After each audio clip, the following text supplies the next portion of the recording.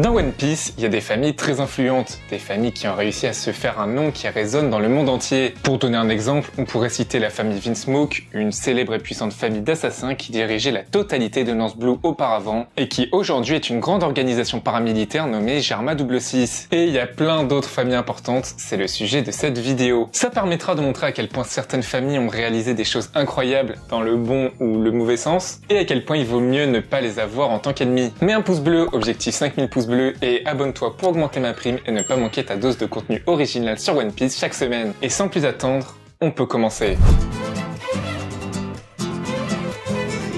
On commence par une famille qui n'est pas liée par le sang, la Don Quirote Family, qui est une des 20 familles à l'origine de la création du gouvernement mondial. Après la mort de la mère de Doflamingo, ce dernier a rencontré Vergo et Trebol. Trebol s'est intéressé à lui en découvrant qu'il possède le Haki, et il lui donne une arme ainsi qu'un fruit du démon, le Ito Ito no Mi. Doflamingo tue ensuite son propre père, et c'est après cet événement qu'il crée une famille, un équipage pirate qui va marquer le monde entier. Au fil des années, des personnages comme Gladius ou encore Senior Pink rejoignent l'équipage. Et plus tard, Doflamingo retourne à Dressrosa pour reprendre les rênes du royaume dont il se considère comme étant héritier légitime. Il a donc organisé un coup d'état et devint le roi de Dressrosa. La Don Quirote Family est composée de plusieurs unités. L'unité de cœur dirigée par Vergo, l'unité de trèfle dirigée par Trebol, l'unité du carreau dirigée par Diamante et l'unité du pic dirigée par Pika. Dans l'unité de trèfle, il y a un personnage qui a un rôle crucial dans la famille. Il s'agit de Sugar, qui avec son fruit du démon permet de maintenir facilement le pouvoir en transformant les habitants en jouets et en effaçant toute trace de leur existence en tant qu'humains. En plus de cette puissance présente à Dressrosa, Doflamingo et son équipage ont un rôle à jouer dans toutes les actions menées par la pègre. Doflamingo a un rôle dans le trafic d'esclaves, dans la production de Smile pour Kaido, et j'en passe. Il était un Shichibukai, le rendant ainsi intouchable par la marine, car étant considéré comme un pirate allié. Doflamingo et son équipage avaient tout pour être tranquilles et maintenir une influence partout dans le monde. La Don Quirote Family fait donc partie des familles les plus puissantes de One Piece.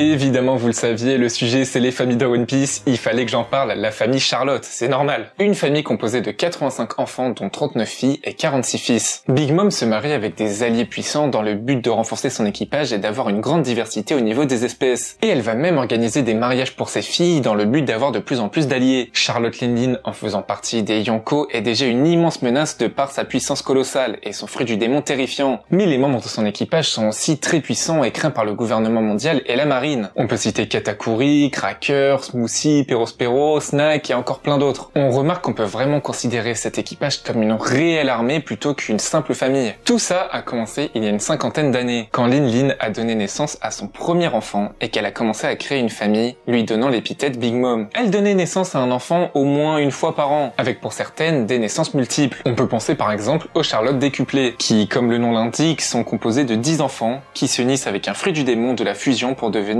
un seul immense combattant. La plupart des membres de l'équipage ont des noms liés à la nourriture ou au dessert. Et beaucoup ont mangé des fruits du démon, apportant une réelle diversité de combats dans toute la famille. On a là la plus puissante farandole de dessert qui puisse exister.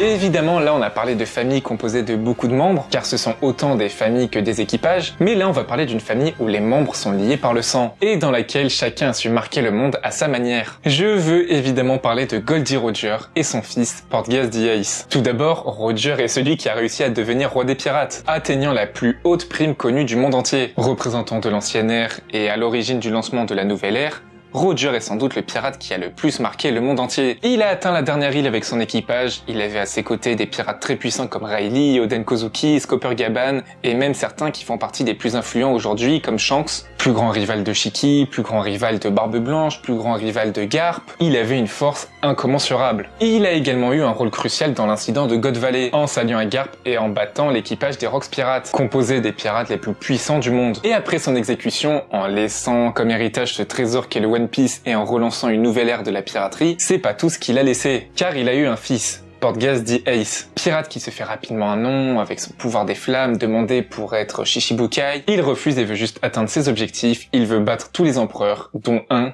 Barbe Blanche. Je vais pas détailler sur l'équipage de Barbe Blanche étant donné que je vais en parler après, mais Ace a rapidement gravi les échelons pour devenir capitaine de la seconde flotte de l'équipage de Barbe Blanche, et il a atteint une prime de 550 millions de berries. Après tout ce cheminement, tous les événements que vous connaissez, Ace était le pilier central de la bataille de Marineford, la plus grande bataille jamais connue dans One Piece. En ayant un des plus puissants fruits du démon, le Logia du feu, il ne fait aucun doute qu'il était extrêmement puissant. Malheureusement, il décède face à Akainu, mais ça n'enlève en rien le fait qu'Ace était un pirate légendaire, tout comme son père biologique.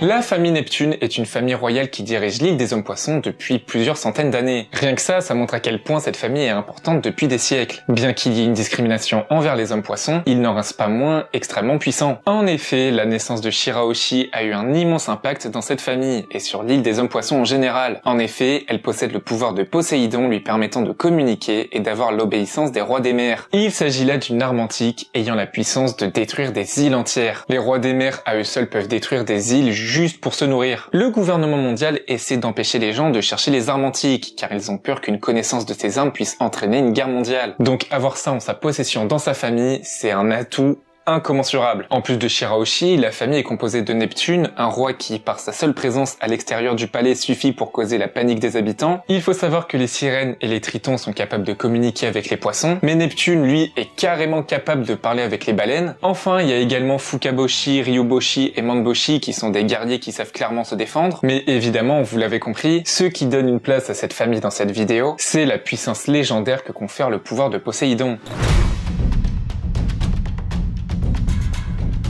On a parlé de la Don Quijote Family, qu'on considère comme une famille grâce au nom donné à cet équipage, et là ça va être assez similaire. On va parler de l'équipage de Barbe Blanche, un équipage qu'il considère réellement comme une famille, avec des membres qu'il appelle ses fils. Tout d'abord dans cet équipage, dans cette famille, il y a Barbe Blanche, qui était considéré comme l'homme le plus fort du monde, et ainsi faisant directement de cet équipage un des équipages les plus puissants du monde. Avec un fruit du démon absolument dévastateur, rien que par la présence de Barbe Blanche, on sait qu'il y a une immense puissance. Mais c'est clairement pas tout. Cette famille est composée de 16 divisions dirigées par des commandants puissants. On peut citer Marco le Phénix, commandant de la première flotte qui a mangé un fruit du démon de type Zoan mythique et qui a une prime de 1,370 milliards de berries. Anciennement Ace dont j'ai parlé précédemment, mais aussi Jaws, commandant de la troisième flotte, extrêmement résistant avec son Kira Kira no Mi ou fruit du démon du diamant. Ou encore Vista, commandant de la cinquième flotte qui maîtrise la technique à deux sabres et s'est confronté à Mihawk, le meilleur sabreur du monde. Et il y en a plein d'autres. En plus de ça, l'équipage compte au moins 47 équipages alliés dans le Nouveau Monde. Là, je le décris vraiment comme un équipage extrêmement puissant, mais pour le coup on peut réellement parler d'une famille. Et Edward Newgate répétait sans cesse que son plus grand rêve était de former une famille, et cette famille, c'est tous les membres de l'équipage.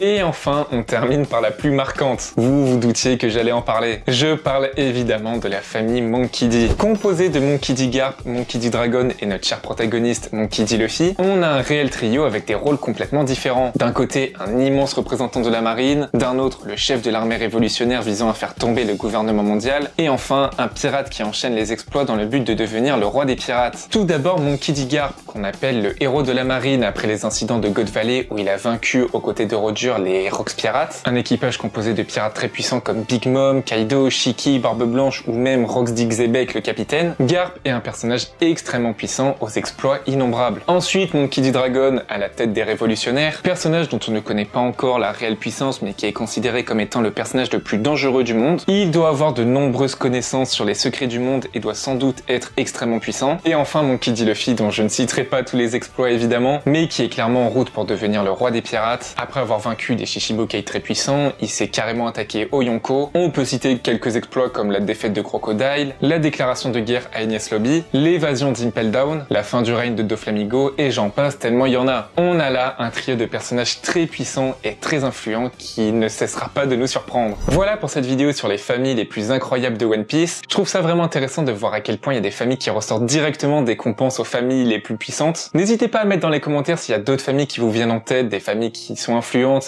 dont j'ai pas parlé dans cette vidéo. N'oublie pas le pouce bleu, abonne-toi pour augmenter ma prime. On se retrouve pour une prochaine vidéo. Ciao tout le monde!